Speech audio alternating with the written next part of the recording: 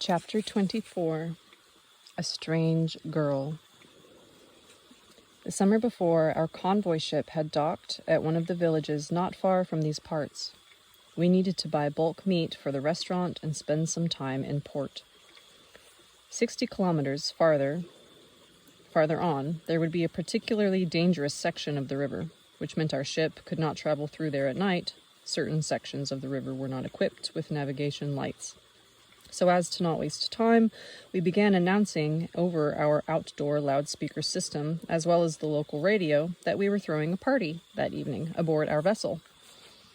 The sleek white ship standing at the dock, glistening with a huge array of lights, and alive with the music pouring forth from it, inevitably attracted the young people of the village to such occasions. Indeed, on this particular evening, practically the entire local youth population could be seen making its way to the ship's gangplank. Upon coming aboard, like any first-time visitors, they immediately set about taking a look around the whole ship to see what they could see. After touring the main, middle, and upper decks, they ended up congregating in the restaurant and bar. The female contingent, as a rule, took to dancing, while the male half preferred drinking. The unusual circumstance of being on a ship plus the music and alcohol always engendered a state of excitement, occasionally making big trouble for the crew. Almost always there was not enough time, and the partygoers made a collective appeal to extend the festivities just a little bit longer, say by half an hour, and then more and more into the night. On this particular occasion, I was alone in my cabin, listening to the music wafting up from the restaurant and attempting to make modifications to the convoy's schedule for the remainder of the trip. All at once, I felt myself being stared at. I turned around and glimpsed her eyes on the other side of the window glass. That was nothing unusual. Visitors often liked looking into the ship's cabins. I got up and opened the window. She didn't go away. She continued looking at me with some embarrassment. I felt I wanted to do something for this woman standing alone on the deck just outside my cabin. I wondered why she wasn't dancing like the others. Perhaps she was somehow unhappy. I offered to show her around the ship, and she silently nodded. I took her all over the ship, showed her the main office, which frequently impressed visitors with its elegant appointments, the rug covering the floor, the soft leather furniture, the computers. Then I invited her into my cabin, which consisted of a study-cum-sleep quarters and a carpeted reception room equipped with fine furniture, TV, and VCR. I was probably most delighted at the time to impress a poor country girl with the achievements of our civilized world. I opened in front of her a box of candies, poured 2 glasses of champagne, and, thinking to add the finishing touches to the impression, put on a videotape of Vika Taisagonova's singing Love and Death.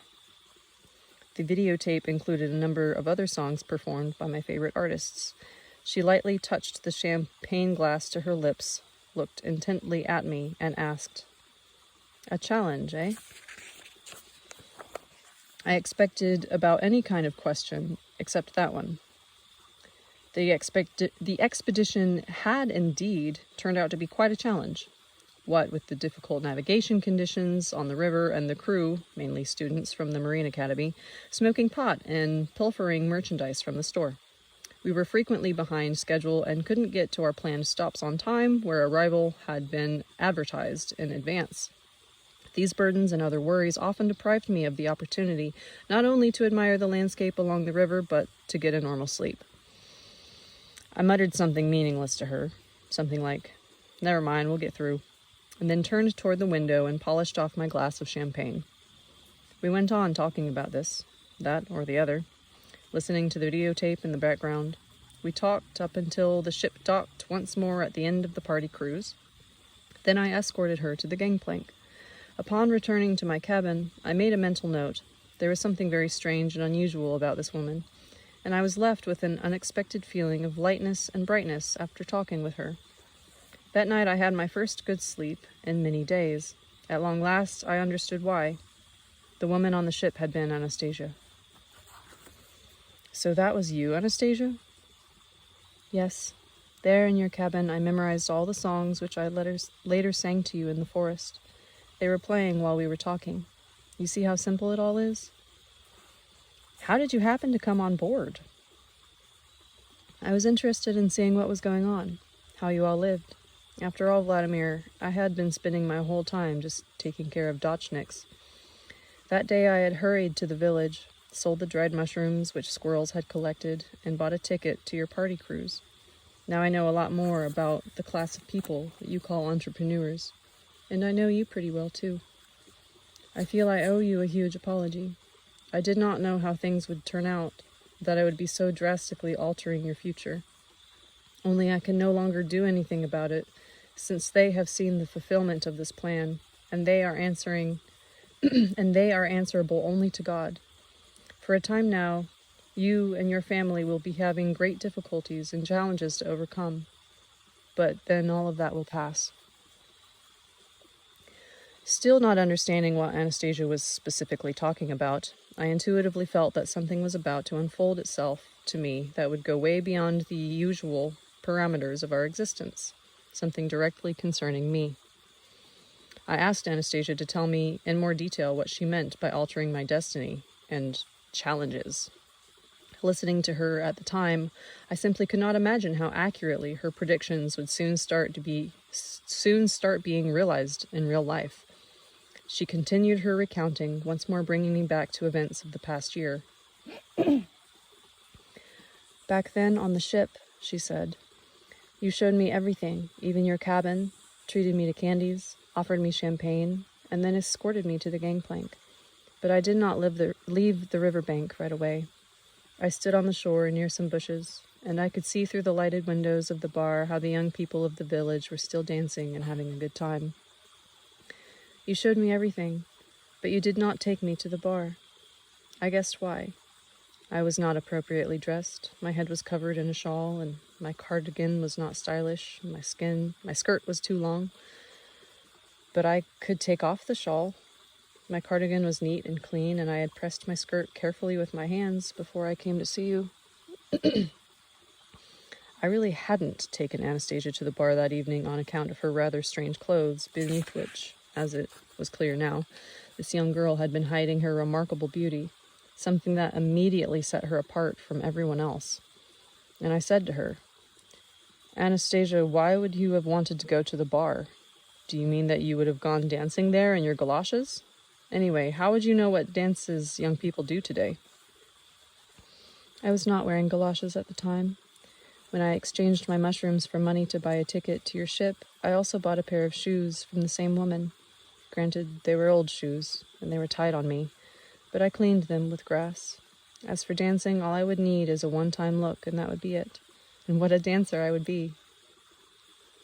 You were, I suppose, offended at me that night?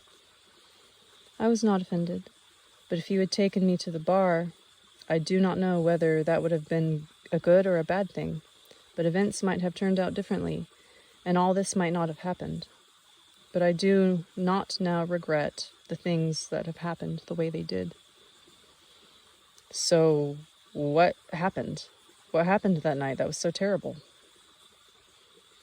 After you escorted me off the ship, you did not return right away to your cabin. First you dropped in to see the captain, and then the two of you headed to for the bar. For you, that was a normal thing to do. The moment you entered, you both made an impression on the public. The captain looked prim and proper in his uniform. You were very elegant and gave a most respectable appearance. You were known to many in this village, the famous Megré, the owner of a convoy of ships unique in these parts, and you fully realized that you were making an impression. You sat down at the table with 3 young country girls. They were only 18 years old, just out of school. The waiters immediately brought champagne, candies, and new wine glasses to your table, prettier than the ones that were there before. You took one of the girls by the hand, bent over, and started whispering something in her ear. Compliments, I understand that they are called. Then you danced with her several times, and the conversation continued. The girl's eyes were radiant, as if she were in another world, a fairy tale world. You took the girl out on the deck, and you gave her a tour of the ship, just as you had me. You took her into your cabin and treated her to champagne and candies, just like you did me. But there was something a little different in the way that you behaved with this young girl. You were in a cheerful mood.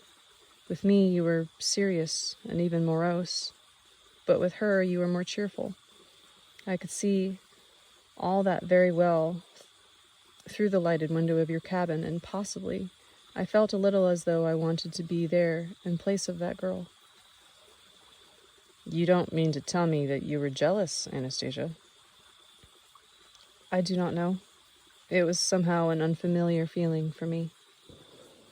I recalled that evening that these young country girls who were trying to look so hard, oh my God, so hard to look older and more modern. The next morning, Captain Senchenko and I once again had a laugh at their nighttime antics on the dock. Then in my cabin, I realized that this girl was in such a state that she was ready to go to any lengths, but I didn't have any thought about wanting to possess her. I told Anastasia about this, and she replied, "Still, you had stolen her heart. The two of you went out on the deck, and it was drizzling, and you threw your jacket over her shoulders, and you took her back to the bar." Footnote, Alexander Ivanovich Senchenko, former captain of the Patrice Lumumba, now employed with the State River Transport Inspection Agency. Captain Senchenko was qualified to navigate not only the river, but the Obsk Bight, where the Ob River flows into the Kark Sea. End footnote. What were you doing, Anastasia, standing the whole time in the bushes in the rain? That was nothing. The drizzle was good and caressing, only it interfered with my view, and I did not want my skirt and shawl to get wet. They were my mother's. My mother left them to me, but I was very lucky. I found a cellophane bag on the shore. I took off my skirt and shawl and put them in the bag and hid it under my cardigan. Anastasia, if you didn't go home and it started to rain, you should have come back to the ship. I could not have done that. You had already seen me off, and you had other concerns. Besides, everything was shutting down.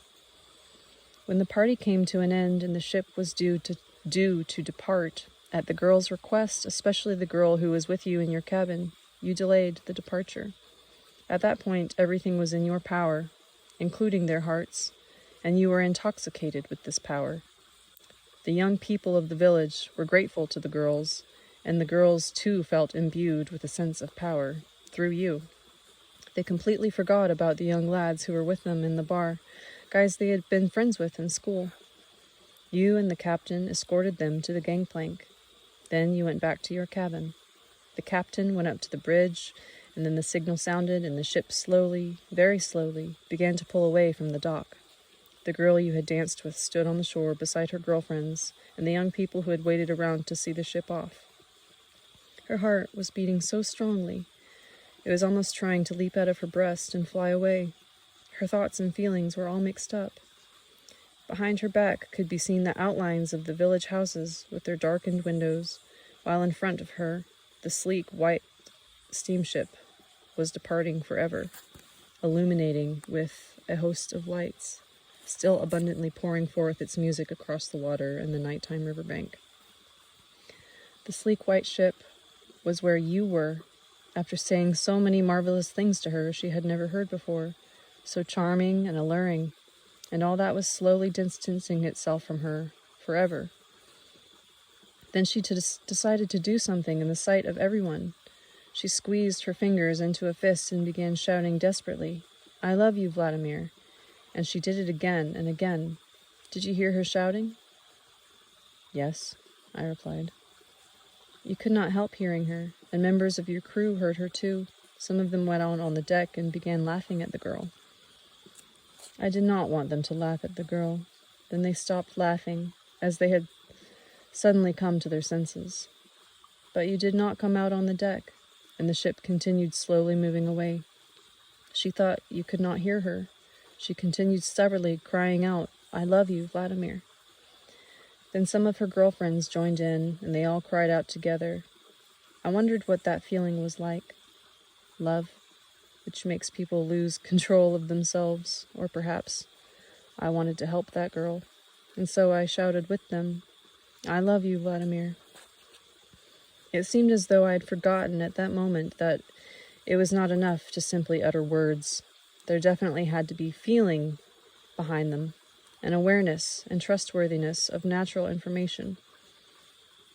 Now I know how strong that feeling is, and it is hardly subject to reason. The country girl later began going into a slump and to take to the bottle, and it was a challenge for me to help her. Now she is married and burdened down with everyday cares, and I have had to add her love to mine. The story of the girl threw me a little off balance. Anastasia's account managed to resurrect that evening in my memory in full detail, and everything had really happened just as she said. It was very real. Anastasia's unique declaration of love did not make any impression on me. After seeing her lifestyle and getting to know how she looked at the world, I saw her more and more as some unreal personage, even though she was sitting right beside me and I could simply reach out my hand and touch her. A consciousness accustomed to judge things by other criteria could not accept her as an existing reality. And while at the beginning of our encounter I had been attracted to her, she no longer aroused in me the emotions I once had. I asked, "So you think these new feelings appeared in you just by chance?" "They are desirable. They are important," replied Anastasia. "They are pleasant, even, but I wanted you to love me too. I realized that once you got to know me and my world a little more closely, you would not be able to accept me as a normal person, as simply man. Perhaps you would even be afraid of me occasionally. And that is exactly what happened. I myself am to blame. I have made many mistakes. I was anxious for some reason all the time. I was in a hurry and I did not have time to explain everything to you as I should. Perhaps it all just turned out silly. Yeah? Do I need to reform myself?" And with those words, her lips hinted at a sad smile. She touched her breast with her hand, and I at once remembered what had happened that morning when I was in the glade with Anastasia.